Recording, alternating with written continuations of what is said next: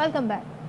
और बुलेटिन का आगाज़ करेंगे। आपको सबसे पहले बताएंगे वज़ीर आज़म इमरान खान ये कहते हैं कि थ्री स्टोजेस ने मुल्क के सारे इदारे तबाह किए। अब ये डाकुओं का गुलदस्ता फ़ौज को ठीक करेगा।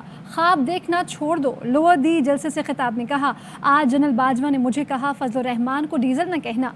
मैंने आर्मी चीफ से कहा मैं नहीं कहता, अवाम ने उसका नाम डीजल रख दिया है। मुझे ये भी कहा गया कि लंदन जाने वाले को भगोड़ा न कहो। वो सिर्फ भगोड़ा नहीं, झूठा भी है।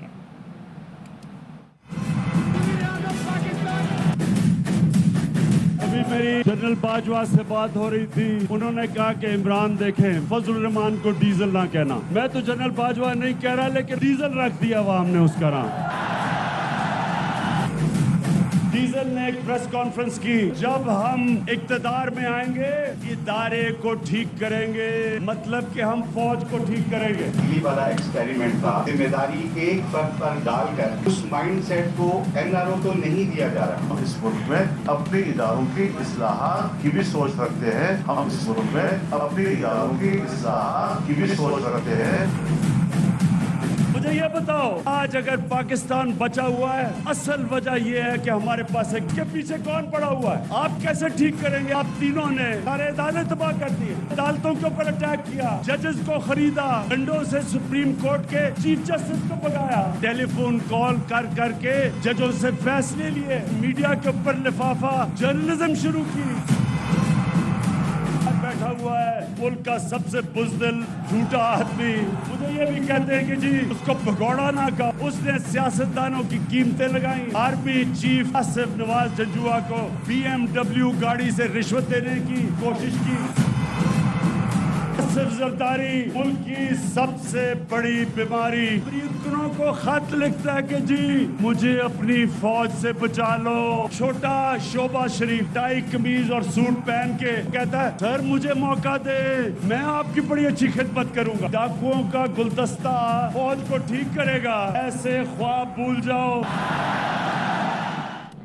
एक बॉल से 3 विकेटें गिराऊंगा, वजीर आजम का जारहाना बॉलिंग का ऐलान। लोअर दी जलसे से खिताब में वजीर आजम की ऑपोजिशन पर कड़ी तनकीद। कहा एक तरफ डीजल, दूसरी तरफ डाकू जरदारी और तीसरी तरफ ड्रामेबाज शोबाज है। 3 चूहे मेरा शिकार करने निकले हैं, जल्द इनका ही शिकार होगा। हुकूमत छोड़ना तो आसान है, जान देनी पड़ी तो भी डाकुओं को नहीं छोड़ूंगा। वजीर आजम ने तहरीक अदम एतमाद से एक दिन पहले डी चौक में अवामी पावर शो का ऐलान किया। कैसे गिराएंगे? नंबर तो है ही नहीं इनके पास। दूध का दूध पानी का पानी होने लगा। आपने वो किया, कप्तान अल्लाह से दुआ कर रहा था कि अल्लाह ये अदम एतमाद मेरे पे करे। शुक्र है एक ही दफा मुझे मौका दिया, एक इन स्विंग यॉर्कर से तीनों की विकेट गिराऊंगा। एक दिन पहले अपने दिमाग से डी चौक में इंसानों का समुंदर होगा। सोशल मीडिया पे देखा है नवाज शरीफ बैठा हुआ है अमेरिका के सदर के साथ, जी पकड़ी हुई है और उसकी कांपे टांग रही हैं। बिलावल बच्चे की क्या बात करूं? सिंध से लोगों को पैसे दे दे के वहाँ इस्लामाबाद, उसका क्या पैगाम था? कांपे टांग रही है, इस्लामाबाद में कांपे टांग रही है। जब आप एक लीडर को जबरदस्ती बनाने की कोशिश करें, यही होता है। फिर डाकू क्या मांग रहे हैं? NRO कहते हैं जी इमरान खान हमारी गवर्नमेंट गिरा देंगे। गवर्नमेंट गिरानी तो मेरे लिए आसान चीज है, मुझे अपनी जान भी देनी पड़े मैं तुम्हें नहीं छोड़ूंगा। तीनों की शक्लें तो जरा पहले देखें। खतरनाक डीजल, शक्ल से डाकू लगने वाला जरदारी, ड्रामाबाज शोबाज। अब ये 3 चूहे निकले हैं मेरा शिकार करने, इनका शिकार होगा। और अपोजिशन लीडर शहबाज शरीफ ने वजीर आज़म इमरान खान को वार्निंग दे दी है। कहा है ज़बान को लगाम दें वरना हमें लगाम देना आता है। मुंह न खुलवाएं वरना तुम्हें मुंह छुपाने की जगह भी नहीं मिलेगी। चैलेंज किया, आओ डी चौक पर तुम्हें नाकों चने चबवाएंगे। फजलुर रहमान बोले इमरान खान नाम बिगाड़ता है, धमकियां देता है। इदारे कहते हैं गैर जानिबदार हैं तो कहता है न्यूट्रल तो जानवर होता है। जिसके खिलाफ अदम एतमाद आ चुकी वो कैसे जल से कर रहा है। इमरान खान न्याजी वार्निंग देना चाहता हूँ, अपनी जुबान को लगाम दो वगरना हमें फिर लगाम देनी आती है। आज बातें करते हो, शहबाज शरीफ पॉलिश करता है, तुम क्या करते रहे? हराम हराम की बातें करते हो, ये छोड़ दो। ATM मशीनों के जरिए जो हराम कमाई तुम खाते रहे हो उसका तुम्हें हिसाब देना है। आगे बात निकली तो बहुत दूर तक जाएगी। पाकिस्तानी गाला में जो कुछ होता है पूरी दुनिया को इल्म है। हमारे मुंह से ये बातें मत निकलवाओ। चेहरा छुपाने की जगह नहीं मिलेगी। आओ डी चौक में नाक से चने चबवाएंगे।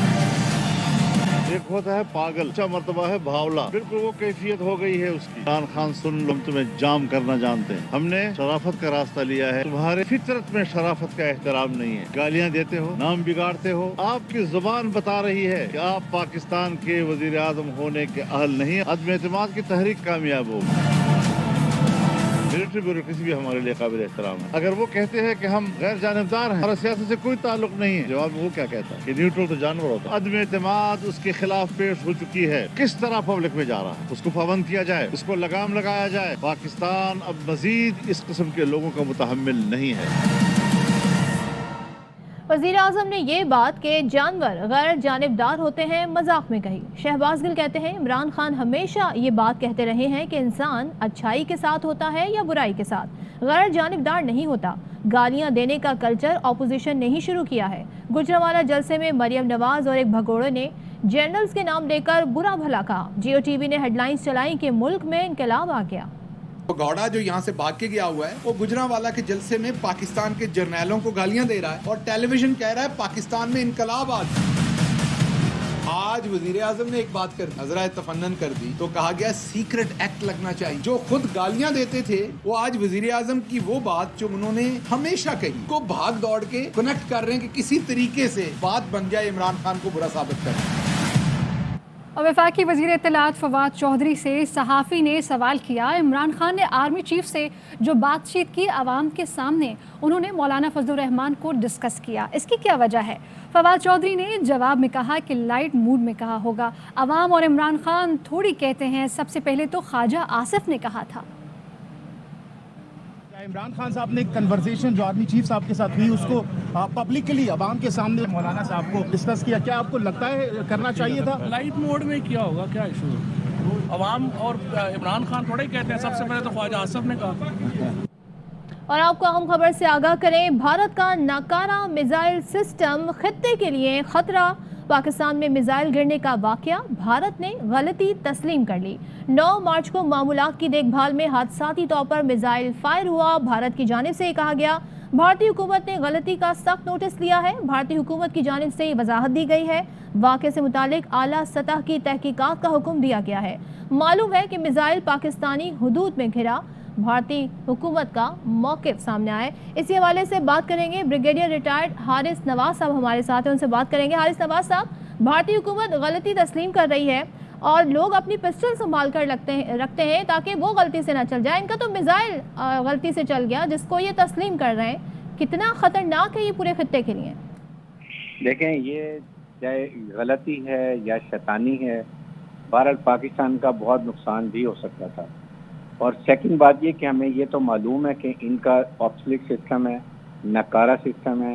इनके जो इवन पायलट, इनके लॉन्च के जो सोल्जर्स हैं, दे आर ऑल अनट्रेन्ड।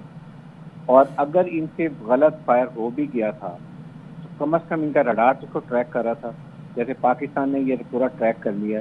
इनकी मॉरल ऑब्लिगेशन थी कि हमारे डीजी मिलिट्री ऑपरेशन को रिंग करते कि गलती से हमारा फायर हुआ है और ये हमारे कंट्रोल से और नेविगेशन कंट्रोल से निकल गया है, आप काइंडली इसको अपने मॉनिटर करने से डिस्ट्रॉय कर दें। ये भी उन्होंने नहीं बताया।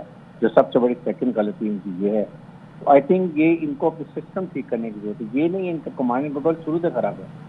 ये एनरिच यूरेनियम इंडिया में कितनी बार पकड़ा गया, बिकता हुआ, नेपाल में पकड़ा गया। और अगर इंटरनेशनल एटॉमिक एनर्जी कमीशन, अगर ये पाकिस्तान का खुदा न खास्ता ऐसा सिस्टम बात हो तो ये आसमान के सर उठा लेंगे। और ये हमेशा से इंडिया से करता है। हमारे साथ गुब्बारा भी चला जाए ना या कबूतर चला जाए तो मुसीबत पड़ जाती है। और ये अब अपनी कहने में गलती होगी, सब ब्लंडर, और ये इनको सिस्टम ठीक तो इस ब्लंडर का, इस इनकॉम्पिटेंस का आलमी कुव्वतों को नोटिस नहीं लेना चाहिए और क्या भारत को तनबीह नहीं करना चाहिए, उनको अपना मिसाइल सिस्टम बंद नहीं कर देना चाहिए? बिल्कुल। और ये प्रॉब्लम ये है कि इंडिया की इनको ज़रूरत है, चाहे वो क्वाड ग्रुप हो या चाइना के खिलाफ हो, साउथ चाइना सी, पाकिस्तान का सी पैक, इसलिए ये अपनी नज़र दूसरी तरफ कर लेते हैं। ये इनको इतना एफिशिएंट है, उनको पता है कि पाकिस्तान 24 घंटे इनको मॉनिटर करते हैं। सर्वेलेंस हमारी 24 आवर्स है। और हो सकता है ये टेस्ट भी किया हो कि पाकिस्तान की सर्वेलेंस कितनी स्ट्रॉन्ग है क्या वो उसको डिटेक्ट करते हैं कि नहीं करते। जब हमने पूरी location, launching place, travelling path सारा बता दिया, अब एंड में आके ये माजरत कर रहे हैं। इनको ये माजरत पहले करनी चाहिए, माजरत पहले करनी चाहिए थी, इन्फॉर्म करना चाहिए था, क्योंकि जाहिर है और भी तैयारे फ़ज़ा में होते हैं और इस हवाले से बाकायदा तौर पर आगाह किया जाता है। वज़ीर मुमलिकत बराए इत्तलात फ़ारूक हबीब हमारे साथ हैं, उनसे बात करेंगे। फ़ारूक हबीब साहब, यहाँ पर बात हो रही है भारतीय मिसाइल सिस्टम की और जाहिर है बड़े ट्रेंड और तरबियत याफ्ता लोग बैठे होंगे जो ऑपरेट कर होंगे, लेकिन आज गलती तस्लीम कर रहे हैं। लोग तो अपने वेपन संभाल कर रखते हैं, पिस्टल भी गलती से ना चल जाए इसके लिए आम लोग माहिर होते हैं। यहाँ तो भारत ने इतनी बड़ी गलती कर दी और उस पर मान भी लिया। देखें, ये भारतीय निज़ाम की, दिफाई निज़ाम की कमजोरी खुल के यहाँ हो चुकी है कि भारत के पास तो एटमी हथियार भी मौजूद हैं।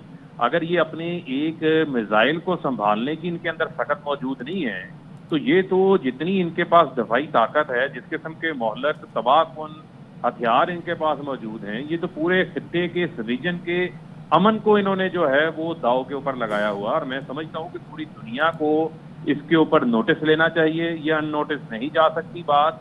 और जब कल पाकिस्तान ने पूरा एक्सपोज किया इनको, इनका पूरा ओरिजिन बताया कि कहाँ से ये मिसाइल चला और कहाँ आके ये गिरा, उसके बाद आज इनका माफीनामा आया है। अगर ये माफीनामा पहले आता, ये पहले इंटीमेट करते, तो हम इनकी गलती को तस्लीम करने के बारे में सोच लेते। लेकिन पाकिस्तान के बड़े संजीदा कंसर्न इस हवाले से पाकिस्तान ने अलार्म रेज किया तो इन्हें एहसास हुआ कि इनकी जानिब से हुआ क्या है। कभी इनके यहाँ से यूरेनियम पकड़ी जाती है जो कि इनके शहरी इनके मुल्क में होते हैं, और कभी इस तरह से मिसाइल गिरता है। तो क्या जो मुमालिक हैं, जो कंसर्न है, जो इस सारी खित्ते के हवाले से भी हम बात करें, उनको इस पर आवाज़ नहीं उठानी चाहिए?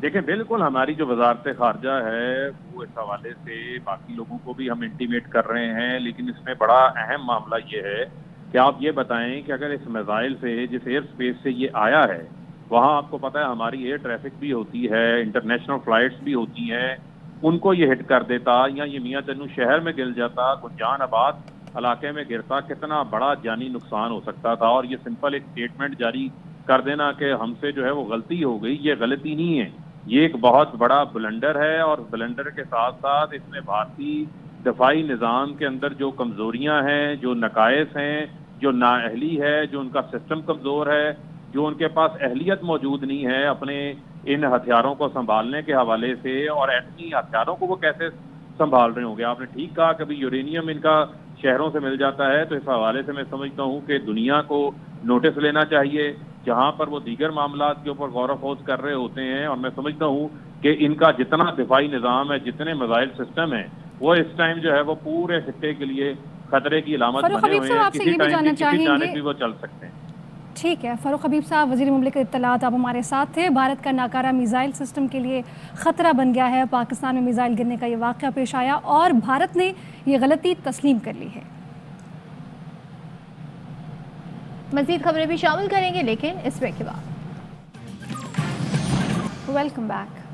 कराची में फैडरल बेरिया सनती इलाके में पुलिस मोबाइल पर फायरिंग, वाक़े की सीसीटीवी फुटेज ARY न्यूज़ को मौसूल। 3 मोटरसाइकिलों पर 6 अफराद ने पुलिस मोबाइल पर फायरिंग की। इस सारी सूरत हाल पर बात करेंगे हमारे नुमाइंदे सलमान लोधी से। सलमान, बताइएगा इस हवाले से मज़ीद क्या डिटेल्स हैं? जी सलमान। कि दहशतगर्दी की वारदात थी, पुलिस ने तहकीकात की तो इंकशाफ ये सामने आया है कि पुलिस मोबाइल के जरिए रकम मुंतकिल की जा रही थी। कैश वैन के तौर पर पुलिस मोबाइल को इस्तेमाल किया जा रहा था। बाकायदा तौर पर कंपनी का मुलाजिम भी इसके अंदर मौजूद था। एक बार नहीं बल्कि कई बार ये कैश मुंतकिल के दौरान मोबाइल इस्तेमाल हुए और उसी पर डकैती की वारदात करने की कोशिश की गई। इब्तदाई तौर पर पुलिस का ये कहना था कि मुसल्लह अफराद की जानिब से पुलिस ये दहशतगर्दी का वाक़या और पुलिस पर हमला किया गया। तहकीकात की तो ये पता चला कि लाखों रुपए रकम की मुंतकली के दौरान पुलिस मोबाइल इस्तेमाल की जा रही थी। पुलिस जवाबी फायरिंग भी नहीं करती। जो सीसीटीवी फुटेज सामने है इसमें दुम दबाकर भाग जाती है। पुलिस का कहना है कि लाखों रुपए रकम मुंतकिल की जा रही थी और बाकायदा निजी कंपनी के मुलाजमीन भी मोबाइल पर मौजूद थे। वाकई की सीसीटीवी फुटेज आने के बाद पुलिस ने मजीद तहकीकात कर दी है। तो सलमान, कितने अरसे से बतौर कैश वैन इस्तेमाल हो रही थी और किसी किस्म का कोई नुकसान तो नहीं हुआ? कितने पैसे थे उसमें? देखें, लाखों रुपए निजी कैश वैन कंपनी से दूसरी जगह मुंतकिल किए जा रहे थे। पुलिस मोबाइल का इसमें इस्तेमाल बज़ाहिर पुलिस का ये कहने के सामने आया है। और अहम बात यह है कि पुलिस मोबाइल में इजाफी नफरी भी नहीं बिठाएगी, बल्कि निजी कंपनी की जो इन्वेस्टमेंट कंपनी है उसके मुलाजमीन और कैशियर इस मोबाइल में मौजूद थे। फेडरल भी सनती एरिया के इलाके से गुजर रहे थे और उन्हीं के साथ ये वारदात की कोशिश की गई। बाकायदा पूरी प्री प्लान तरीके से डकैती की वारदात, जिस तरह कैशियर प्राइवेट कैश कंपनी की वैनों के साथ वारदात होती है, उसी तरह इसका भी ताकुब किया गया। खुदकिस्मत से पुलिस मोबाइल तो वहां से भाग गई, लाखों रुपए मुंतकिल किए जा रहे थे। तहकीकात में एक और इंकिशाफ सामने आया, ये पहली बार नहीं बल्कि कई बार ये कराची के मुख्तलिफ इलाकों में कंपनियों से कैश एक जगह से दूसरी जगह इजाजत है क्या? इस तरह तो नहीं पुलिस की जानिब से कार्रवाई की जाती, और क्या आला हुकाम को, जो पुलिस के अफसरान हैं, उनको इसका इल्म है? देखें, ये आला हुकाम के इल्म में आने के बाद ही, क्योंकि सबसे पहले अगर ये फायरिंग का वाकया पेश ना आता तो ये मामला इसी तरह चलता रहता। कराची में जिस तरह डकैती की वारदातें हो रही हैं, उसी तरह प्राइवेट कंपनियों ने पुलिस मोबाइलों के जरिए इस तरह रकम मुंतकिल करना शुरू कर दी है। गैर कानूनी तरीका है। पुलिस को सिक्योरिटी फराम की जानी चाहिए थी, अलबत्ता ये नहीं करना चाहिए था कि कैश ही पुलिस मोबाइल में डाल देते। ये वारदात हुई, इसके बाद तहकीकात हुई तो पता चला कि पुलिस मोबाइल ही कैश वैन के तौर पर इस्तेमाल हो रही है। अगर किसी प्राइवेट गाड़ी में कैश मुंतकिल किया जाता, पुलिस काम का ये कहना है, तो उसकी लेकिन पुलिस का काम है हिफाजत करना, सिक्योरिटी प्रोवाइड करना, ना कि ये कि कोई ऐसा तरीका निकाले कि डाकुओं से बचा जाए। पुलिस का काम है डाकुओं के पीछे जाना। बहुत शुक्रिया आपका सलमान। कुछ दीगर खबरों से पहले शामिल करेंगे ब्रेक। लाहौर के फोर्ट्रेस स्टेडियम में हॉर्स एंड कैटल शो का दूसरा रोज पंजाब रेंजर्स के जवानों ने मुख्तलिफ ड्रिल्स का मुजाहरा किया। मिलिट्री पुलिस के जवानों की मोटरसाइकिल पर करतब भी तवज्जो का मरकज रहे। शहजाद मलिक की रिपोर्ट। कौमी हॉर्स एंड कैटल शो का दूसरा रोज मुल्क भर से खूबसूरत और नायाब जानवर शो का हिस्सा और ऊंटों का रवायती रक्स भी पेश किया गया। पाक फौज के जवानों ने आसमान की बुलंदियों से छलांग लगाकर शायकीन को हैरान कर दिया। ज्यादा एंजॉय किया और बहुत मजा आ रहा है हमें। सबसे अच्छा मुझे वो सारे एनिमल्स लगे और रेसिंग जो हॉर्सेस की है वो बड़ा मजा आया मुझे। शुरका का कहना था कि उन्होंने बचपन में ये मेला देखा था और वो आज अपने बच्चों को पाकिस्तान की सकाफत दिखाने के लिए लाए हैं। बहुत ज़्यादा एंजॉय कर रहे हैं। मैं अपने बचपन में मैंने देखा था, अब मैं अपने बच्चों को दिखाने आई हूँ। एंजॉय मैं बहुत ज़्यादा कर रही हूँ। मुझे लगता है कि ये बार बार होना चाहिए, खास तौर पे बच्चों के लिए ये बहुत ज़रूरी है। कैटल शो में पंजाब के सकाफती रंगों के साथ साथ दीगर सूबों की सकाफत भी उजागर की गई। कैमरामैन अदील यासिर के साथ शहजाद मलिक, ARY न्यूज़, लाहौर। और इसी के साथ न्यूज़ स्टूडियो से अब तक के लिए इतना ही। किसी भी खबर और उसकी अपडेट्स के लिए देखते रहिए ARY न्यूज़। अहम तरीन खबरें अब एक क्लिक की दूरी पर। आपके पसंदीदा टॉक शोज हों या अहम मुल्की या गैर मुल्की शख्सियात की न्यूज कॉन्फ्रेंसेस, हर लम्हा बाखबर रहने के लिए सब्सक्राइब करें हमारा YouTube चैनल। मौसम की सूरत हाल हो या खेल के मैदान से खबरें, अपने मोबाइल फोन से मुल्की और बैनुल अक़वामी अहम खबरों तक रसाई के लिए डाउनलोड कीजिए मोबाइल ऐप। बावसूख ज़राए से मुसद्दिका खबरों, तज्ज़ियों और तबसरों से मुस्तफीद होने के लिए विजिट कीजिए पाकिस्तान की सबसे बड़ी न्यूज वेबसाइट www.arYnews.tv। इन सब के अलावा पाकिस्तान का सबसे बड़ा फेसबुक पेज हो, सबसे बड़ा न्यूज इंस्टाग्राम अकाउंट या फिर ट्विटर, ARY न्यूज पहुंचा रहा है खबरें सबसे पहले आप तक, ताकि आप रहें हर लम्हा बाखबर।